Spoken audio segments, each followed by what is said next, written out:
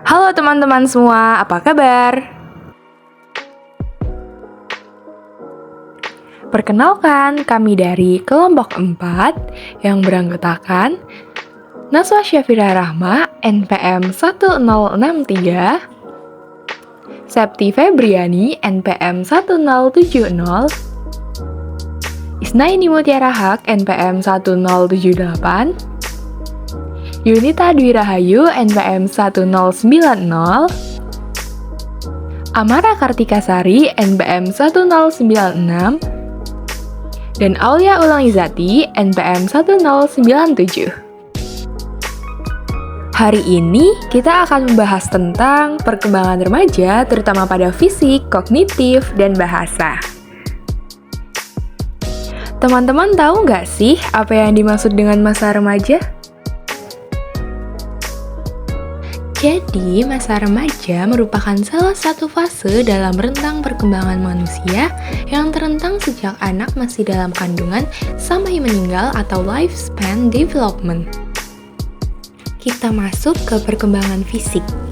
Periodisasi masa remaja menurut Harlock yaitu 1. Masa remaja sebagai masa penting, sebagai periodisasi peralihan, sebagai periode perubahan, sebagai masa mencari identitas. Lalu yang kelima, usia bermasalah, usia yang menimbulkan ketakutan atau kesulitan, masa yang tidak realistik, setelah yang terakhir, masa remaja sebagai ambang masa remaja. Selanjutnya yaitu perkembangan kognitif. Perkembangan secara kuantitatif, perkembangan kognitif biasa, dan faktor yang mempengaruhi.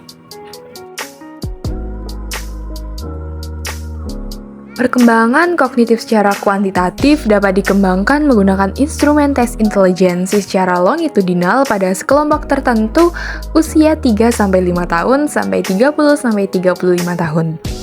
Lalu, tahap perkembangan kognitif biasa ini meliputi kemampuan introspeksi, berpikir logis, berpikir berdasar hipotesis, serta berpikir fleksibel.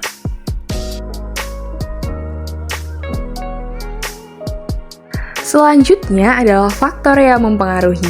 1. Lingkungan sosial, 2. Lingkungan keluarga, 3. Kematangan, dan terakhir budaya dan institusi. Kita masuk ke perkembangan bahasa.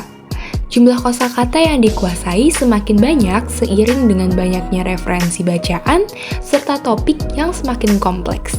Berkembangnya pola bahasa, pergaulan yang digunakan remaja dengan teman sebaya. Senang menggunakan gaya bahasa lain untuk mengekspresikan pendapat atau perasaan, bisa menciptakan ungkapan atau istilah-istilah baru yang tidak baku atau bahasa gaul. Lalu, berikut ini merupakan faktor yang mempengaruhi perkembangan bahasa. 1. Perkembangan kognitif, lalu lingkungan, serta pergaulan. Lalu, implikasi di dalam pendidikan bagaimana? Perlu adanya pendidikan seks yang diintegrasikan dalam proses pembelajaran, adanya stimulasi dari lingkungan baik guru atau orang tua untuk mengembangkan rasa keingintahuan mereka dengan cara melakukan eksplorasi. Baik, itulah tadi materi yang dapat kami sampaikan. Kurang lebihnya mohon maaf, sampai jumpa.